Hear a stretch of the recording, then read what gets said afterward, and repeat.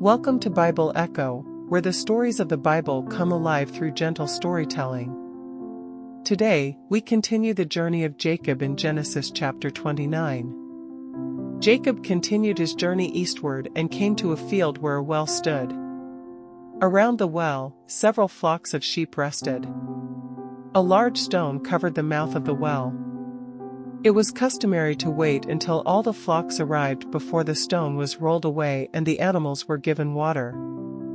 As Jacob watched, he asked the shepherds, "Where are you from?" They answered, "We're from Haran." He then asked, "Do you know Laban, the son of Nahor?" They replied, "Yes, we know him." Jacob asked if he was well, and they said, "He's well, and look, his daughter Rachel is coming with the sheep." As Rachel approached, Jacob was moved.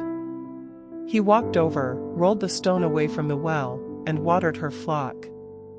Then, deeply touched by the moment, Jacob kissed Rachel and wept. He told her that he was a relative, her father's kin.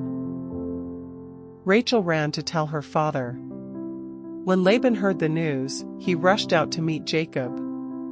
He embraced him, brought him into his home, and welcomed him as family.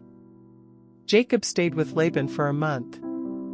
One day, Laban said, "Just because you're family doesn't mean you should work for free. Tell me what your wages should be."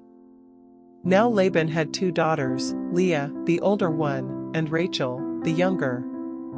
Leah had gentle eyes, but Rachel was beautiful, and Jacob loved her. Jacob said, "I will work for you 7 years in exchange for Rachel's hand in marriage." Laban agreed, and Jacob served the 7 years. But to Jacob, those years passed like a few days because of his deep love for her. When the time came, Jacob said, "Now give me my wife." So Laban prepared a feast and celebrated the wedding. But in the evening, instead of Rachel, Laban gave his older daughter Leah to Jacob. In the morning, Jacob discovered the switch and confronted Laban. "Why have you deceived me?"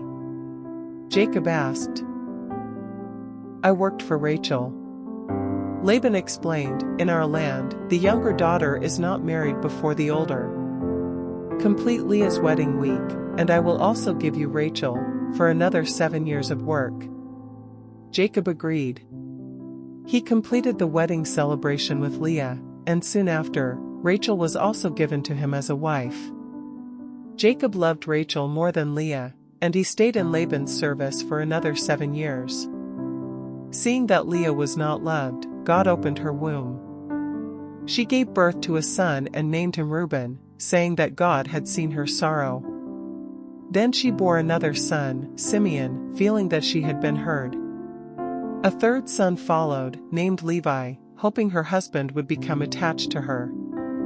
Finally, she gave birth to Judah, and with joy, she praised God.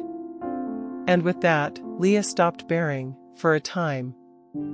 Thanks for joining us today on Bible Echo. Stay with us as Jacob's journey continues, through love, family, and the promises of God. Don't forget to subscribe for more stories from the book of Genesis.